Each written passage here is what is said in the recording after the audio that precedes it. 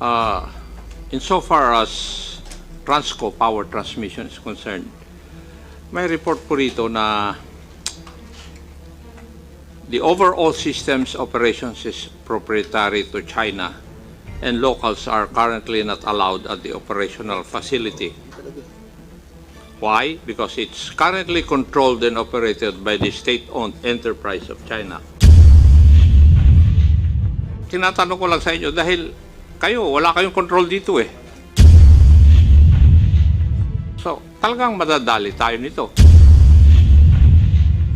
Sure. Yes, Congressman. I just wanted to be clarified to you second, kasi a while ago parang na-mention mo that yung sa submarine fiber optic is also controlled by the government. Is it controlled by the government?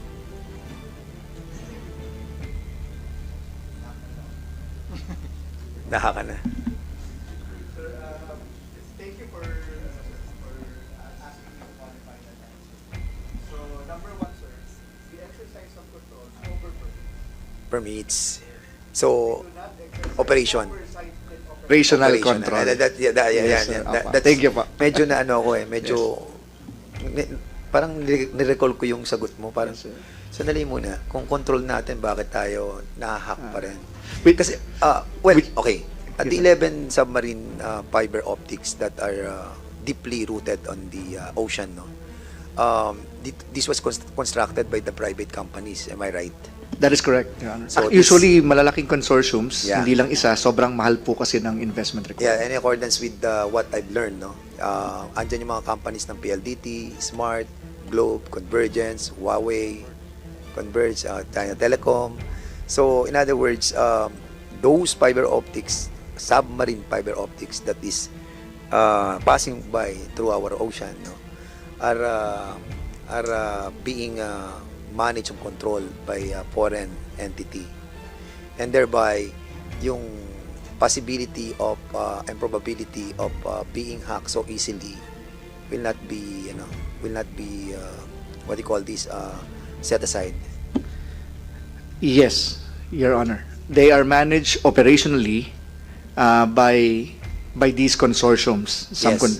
And let me just clarify, Your Honor, and again, thank you very much. This is why we need the Cyber Security Act, because if we classify them as critical information infrastructure, along with our power utilities, our dams, Yeah. then we should exercise oversight powers over them. Because this issue was already tackled in the Senate and in the House of Representatives in the Committee on Transportation, wherein our national grid being controlled and operated by the Chinese operators. Because yung national grid natin, yung kuryente natin, nagta-traffic tayo ng kuryente, and this is being controlled by the majority of the owner of the NGCP. And yung ating pong government, since this is a critical infrastructure, we have to have a control over this. And unfortunately, sa mismong grid natin, hindi natin siya control. And isang ano lang yon, isang grid lang yon na nakikita natin. We are talking about submarine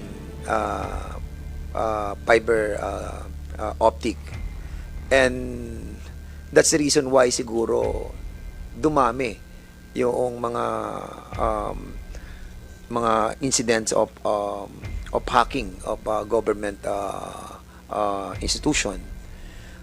So thereby probably we can conclude that indeed ito yung naging reason for increasing the amount of hacking in this country. Can you somehow agree with that? First, sir, let me, Your Honor, let me qualify that of the 11, hindi naman po lahat may Chinese companies sa consortium.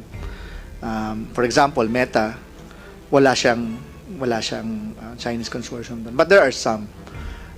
With regard to telecommunications infrastructures, I would agree that if we do not exercise oversight, then it is possible, because these are very large highways Yeah. that extend to international waters. And in fact, repair of this is also covered by international law. So I would say, sir, but we don't have data yet, no? But I would say, sir, that yes, critical control of the critical information systems, including that, is vital to defending our cyberspace. Let me also add, Your Honor, that the conflict in the West Philippine Sea has also made repairs in that area already, 130 days above the world average because of the conflicts, because of the issues, sorry, not conflict, the issues in the West Philippine Sea.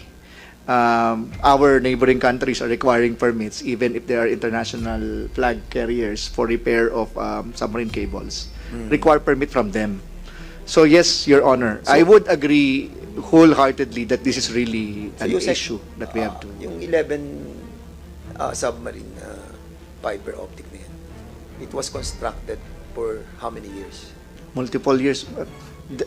I don't have that information, Your Honor. When I was still, I'm sorry. Yes, sir. Yes, sir. Yes, sir. Because I was still in the private sector. There were 3 used by the BPO, and now there's 11. In the next 4 years, we will have 17 po. 6 more are coming. Because I think they have started in the long process, no? Kasi yung kahit na yung sa national grid natin, they started in 2010. So it's a long preparation that now, ngayon lang natin na-realize that completely we are being play around, no? Kasi andyan na yung mga infrastructure created na So how can you remove those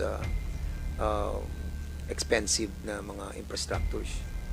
And we're having a hard time because unfortunately we have given them franchises as well, and we have given the consortium, so they are all legal, and under the Constitution yung pagiging part nila sa corporation is also being allowed by this government. So ang dami po talagang problema, Mr. Chair, no? So anyway, probably, Mr. Chair, we can proceed with the Mr. Chairman, also in regards to that underground submarine fiber optics, would you know, or maybe you can furnish us a copy, in which area of responsibility of the Philippines, di ba? It is located. Di ba? Meron yan di ba? Kasi Yes, very Your important din yan. We can supply you with that. This is public information po naman. We can even give you the link of the international group that actually monitors all these submarine cables. Kasi like I mentioned, no, these are also covered by international treaties because we need to protect them. Cyberspace is actually very physical, and 90% of the traffic goes through submarine cables. Lastly, it's all about those. If I remember, a couple of years ago, there was a proposal. This also goes for the national defense. No, did it materialize wherein they propose using towers inside our military camp? There was a proposal before. Did it ever materialize? Do we have a representative from the National Defense? Magandang hapon po, Your Honors. Please state your name. Director Christine Carino po from the Department of National Defense. Yes, please proceed. Mr. Chair, may I just inquire if Your Honor is asking about towers constructed by specific private companies, telcos, inside camps?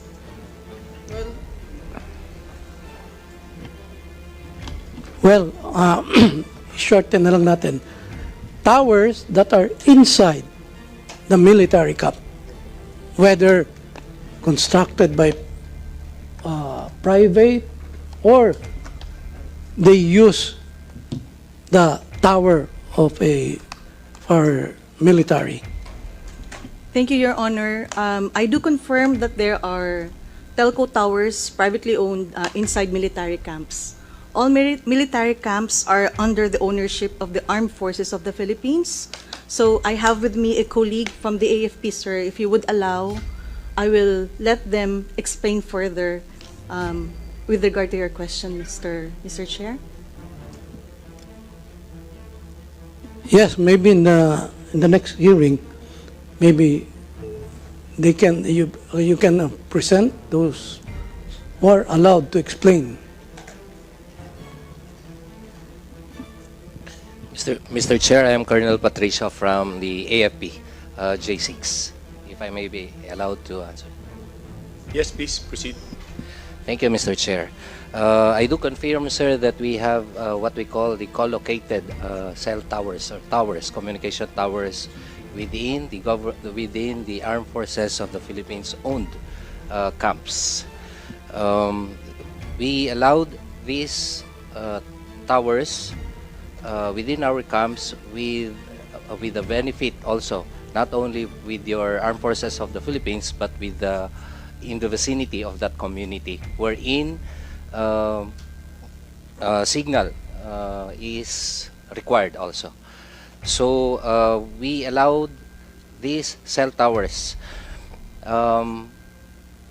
We have a mechanism to ensure that these towers are secured. They are not. They are not in any way will compromise the AFP operations, and it will not compromise security issues on that. It is covered by a memorandum of agreement between the Department of National Defense and with these telcos, Your Honor. Sir, so you said that the AFP allowed, no? Meaning, andyan na yan. Because it was there a couple of years ago. Now, as years goes by, nag-i-improve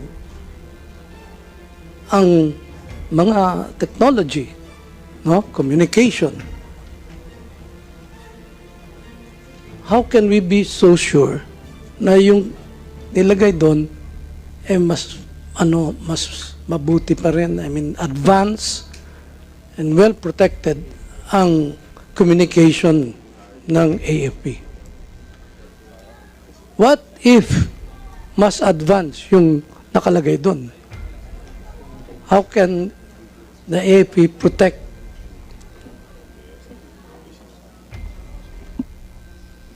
So the question is, if I get it right, Your Honor, how can we ensure that this more advanced telecommunication equipment that is attached to these communication towers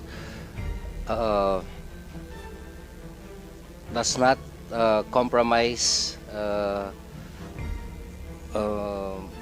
our security? Is that your question, Your Honor? Yes, that is the exact question. Sir, for the part of the AFP, we ensure that these telcos, for instance, are fully vetted at the department level. They have a security clearance on that for them to use our towers, actually. In like manner, we allow these telcos to build their towers for us to put our own communication system also. Yun po yung, Your Honor, yung benefit of what we're getting with telcos and allowing them to be inside our military camps. Okay, can you just, sir, can you just please submit the name of the telcos who are using military camp, or they have their own tower inside the military camp in the next hearing? We will do that, Your Honor. Thank we you. will comply to that. Yes, any other comments? If there are none, please just submit your positions paper. Congressman ACOP? Yes, Mr. Yes. Chair. May I ask the ICT to confirm, insofar as Transco power transmission is concerned, may report po rito na the overall systems operations is proprietary to China and locals are currently not allowed at the operational facility. Why? Because it's currently controlled and operated by the state-owned enterprise of China. Do you have information about this, Yusek? Sir, I did receive as an undersecretary of various who is sitting in various committees, including the National Intelligence Board. I can confirm that there were such reports. However, with your permission, sir, honorable sir, maybe I would defer the answer to their regulator, Transco. In this, if we're talking about NGCP, then perhaps I would defer the answer to Transco, the regulator po. The regulator is the ERC. Transco po. Yung NGCP is Transco. Now, insofar as water treatment plants, kasi puro commercial to di ba? Kasi pag binanatan tayo, 75% bagsak ang economy natin. Would you agree, Yusek? I agree. Yes. Ang report dito, for water treatment plants nationwide, currently controlled and operated by two large conglomerates which do not comply to the cyber defense baseline compliance. Would that be true? Kasi kayo po ang tumitingin kung nagko-comply sila sa cyber defense compliance. Mr. Chair, that is precisely why we need the cybersecurity law. Kasi Yes. we cannot compel them po to submit reports. We did send reports, for example, we did submit and request for meetings with Maynila, Water, Meralco, etc. And of course, all of these are voluntary in nature. Yes, But there kasi- is no proper audit that was made for them. Tinatanong ko, Yusek, ito dahil sabi ni Honorable Abante kanina, why is there a need for a law? So, tinatanong ko lang sa inyo dahil wala kayong control dito Yes. Even in banking and finance. Di ba? Non-existent Unified Cyber Defense System. Yun ang comment ng mga nagkuhan dito sa nga sistema natin na ito. For power distribution, non-existent Unified Cyber Defense System, non-federated charging and payload network nationwide. Yun ang mga comments nila. Firewall lang ang protection nila. Yes. So, even our healthcare system, they do not have, they have non-existent Unified Cyber Defense System. The same. Firewall lang ang kanilang protection. So, talagang madadali tayo nito. Kung even our railway and tollways operations, non-existent din yung defense system natin And maybe the reason why is government has no control over them because there's no law requiring them to be under the DICT. I agree, Your Honor. Thank you, Mr. Yusek. In addition, Mr. Chair, I just wanted to point out, kasi pag tinignan mo yung presentation nila, tingnan mo yung mga pinakamataas na highest number of high and critical incidents. Number 1, DOH. Talaga ipaparalyze nila yung mga hospital natin. Tapos DICT. Sisirain nila yung sistema natin. DOTR. Titigil nila ang transportation natin by sea, by air, and by ground. And then, NEDA. All our infrastructure will be out. And then, PNP. So, nakita mo yung paralysis na gagawin nila. So, dito nagbo-boils down yung pinakamataas na hinak nila. Limang ahensya. DOH, DICT, DOTR, NEDA, PNP. Now, with that, alam na this. Yes, Your Honor. We confirmed that report. Those were... Paparalyze na yun. Kita, na-sample na. How many hacks have been perpetrated on these agencies? Ay, kasi highest number. Your Honor, we will submit a more detailed report po. But just to emphasize, yun po yung tinatawag naming advanced or early detection systems. Ibig sabihin, in-attempt po, pero hindi tumatagos. 811 yung attempts. Apa, attempts So, po yan. 811 attempts, hindi tumagos. Pero ang tumagos is yung 288. Yes po. So, ilan yung, pero sila yung pinaka-highest. Sila po yung highest attempts. Yung Opo. 5. Apo. Kita mo? Including us. Kaya Our kasi, government mail pag exchange, nawala etc. yun, parang kayo yung pinaka-central command center eh. Kapag na-integrate nyo lahat yan, talagang kayo titirahin eh. And then hospital. And then transportation. Wala pa nga energy dito, hindi pa nila. Ay, no, control na nila. National Grid Corporation. Control nila. That's the reason why hindi na nila inahack. Ba't pa nila ihahak ang sarili nila? Correct? Kaya nagtataka ko kanina dito, I was looking at this, parang wala ata dito ang DOE. Wala ata. Sabi ko, oo nga pala. Hindi na nila pwede i-hack kasi control na nila. Correct, Yusek? Sir, according to my chief of the National Computer Emergency Response Team, kaya wala yung DOE dyan, sir, because yung early detection mechanism only works on the 28 government agencies connected to us. Oh. DOE is not connected to the National Security Operations Center. And why? We'll remind them, Your Honor. Oo nga, compliance law.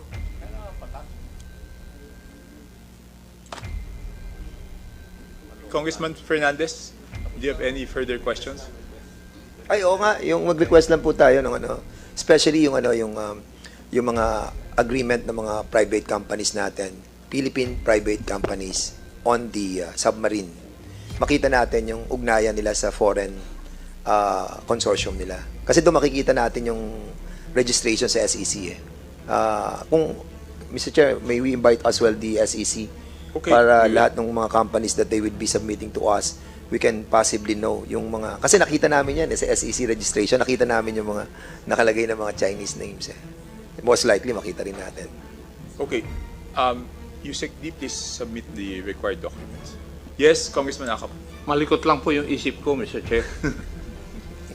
Yusek, di ba dumadaan sa ilalim ng dagat yung submarine fiber optics? Kung may isang magputol lang ng linya ng mga yan, what happens to our country? Sir, that has happened multiple times in our history. But in recent history, nangyari po yan. For example, ngayon, sa may, I forgot if that's Netherlands or Denmark. Nangyari din po sa Vietnam. They have 3, 2 yung putol. What will happen is that there will be a slowness of internet. But actually, what's more critical is that we should remember that the business process outsourcing is our second largest economic contributor, which is highly reliant on these submarine cables. So if they will not be allowed to operate, then that means there will be an economic problem. So that is the only focused on guarantee the that we BPO. have. That is correct, Your Honor. But Economics. that's why we need more. Taiwan has like 20 plus submarine cables, and they're a lot smaller than the Philippines. We are at 11. We're relatively safe kasi, but we will be at 17 in the next 2 to 4 years. Yeah, but there's a rumor or report that yung idadagdag ninyo na 6 will be controlled by a foreign power. Wala na ganun. Foreign well, they are from different consortiums, including US and Japan Pero, and some other. according to my report, iba eh. Iba. I will double confirm that. Thank you, Your Mr. Honor. Yusek.